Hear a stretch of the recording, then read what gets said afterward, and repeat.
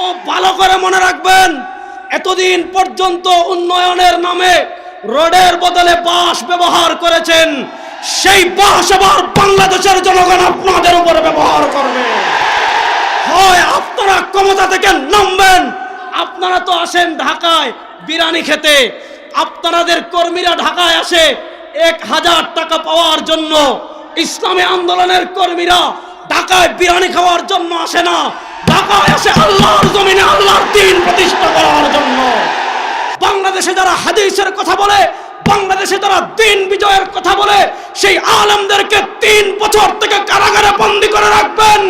সেই বন্যামি বাংলাদেশের মানুষ আর সহ্য করবে না। আপনাদের ইতিহাস আমাদের জানা আছে। আপনাদের পূর্ব প্রজন্ম যারা ছিল তাদেরকে আমাদের বাপ দাদারা চিনতো, আপনারা কম্বল চুরি করেছিলেন। আর আমরা যারা আমার বয়সী যারা আছি, আমরা যারা 15 বছর আগে বা পরে প্রাপ্তবয়স্ক হয়েছি, এই প্রজন্ম আপনাদেরকে চিনে। আপনারা ভোট চোর, ভোট ডাকাত।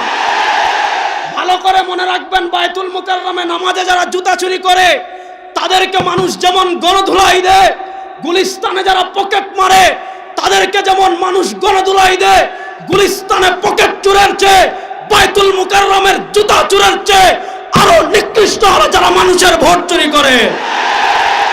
ইসলামী আন্দোলন বাংলাদেশের উদ্যোগে আজকের এই ঐতিহাসিক জাতীয় মহাসমাবেশে আপনারা যারা এসেছেন, জাতীয় উলামা মাশায়েখ আইম্মা পরিষদের পক্ষ থেকে আপনাদের সবাইকে আন্তরিক মোবারকবাদ জানাচ্ছি।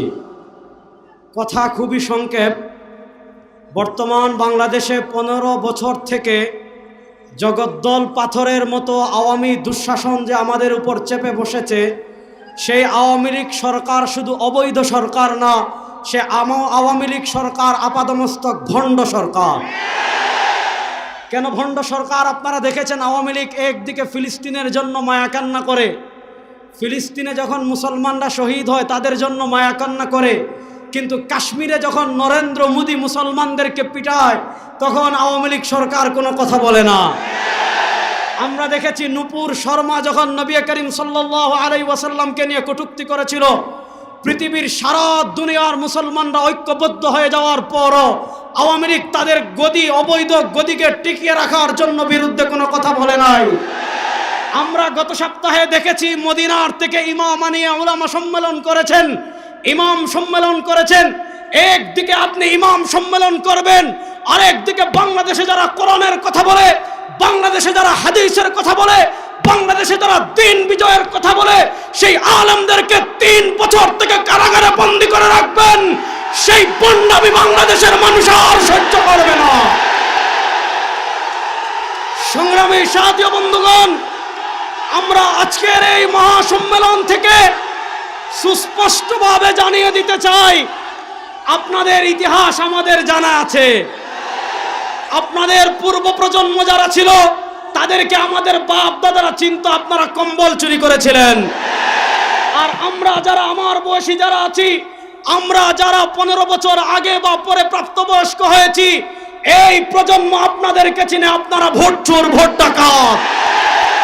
ভালো করে মনে রাখবেন, বায়তুল মুকাররমে নামাজে যারা জুতা চুরি করে তাদেরকে মানুষ যেমন গণধুলাই দেয়, গুলিস্তানে যারা পকেট মারে তাদেরকে যেমন মানুষ গণধুলাই দেয়, গুলিস্তানে পকেট চুরের চেয়ে বায়তুল মুকাররমের জুতা চুরের চেয়ে আরো নিকৃষ্ট হলো যারা মানুষের ভোট চুরি করে। খুব ভালো করে মনে রাখবেন, এতদিন পর্যন্ত উন্নয়নের নামে রোডের বদলে বাঁশ ব্যবহার করেছেন। সেই বাঁশ আবার বাংলাদেশের জনগণ আপনাদের উপরে ব্যবহার করবে।